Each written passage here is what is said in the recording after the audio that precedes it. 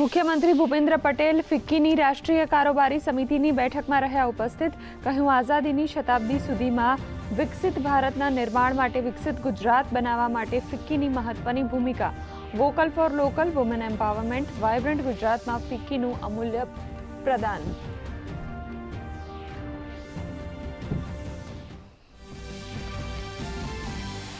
દાહોદના ગરબાડામાં લગ્ન પ્રસંગમાં ભોજન લીધા બાદ 400 લોકોને ખોરાકી ઝેરની અસર. આરોગ્ય અને ફૂડ વિભાગના અધિકારીઓનો તપાસનો ધમધમાટ. અસરગ્રસ્ત લોકો હાલમાં સારવાર હેઠળ. તમામની હાલત સ્થિર હોવાનું જણાવતા hospital RMO. JEE mains phase 2નું પરિણામ જાહેર. રાજકોટનો નિમય પુરોહિત 100% મેળવનાર ગુજરાતનો એકમાત્ર વિદ્યાર્થી. ઓલ ઇન્ડિયામાં આવ્યો 16મો રેન્ક. સુરતના શૌર્ય ખેમકાનો 179મો રેન્ક. દેશમાં કુલ 26 ઉમેદવારોએ મેળવ્યા 100%.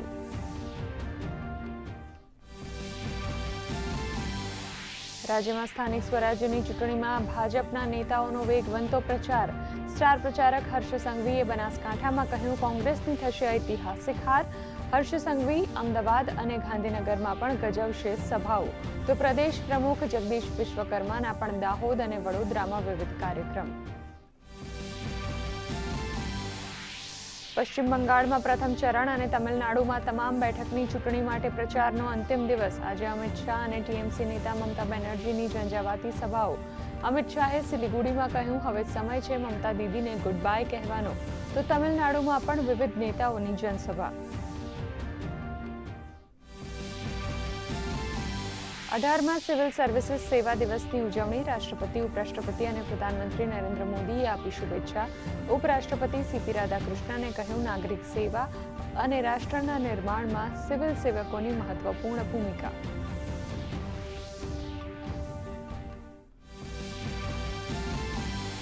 પહેલગામ આતંકવાદી હુમલાની વરસી પહેલા ભારતીય સેનાનો દુશ્મનને કડક ભાષામાં સંદેશ. કહ્યું, માનવતાની તમામ સીમાઓ પાર થઈ જાય ત્યારે આવે છે નિર્ણાયક પ્રતિક્રિયા. સોશિયલ મીડિયામાં પોસ્ટ કરી કહ્યું, ભારત ભૂલતું નથી. 22 એપ્રિલે પહેલગામમાં થયો હતો આતંકવાદી હુમલો.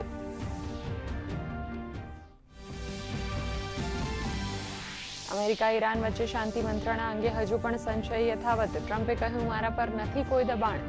ઈરાનનો સ્પષ્ટ જવાબ, ન તો ઝૂકીશું ન શરણાગતિ સ્વીકારીશું. આવતીકાલે પૂર્ણ થઈ રહ્યું છે સીઝ ફાયર.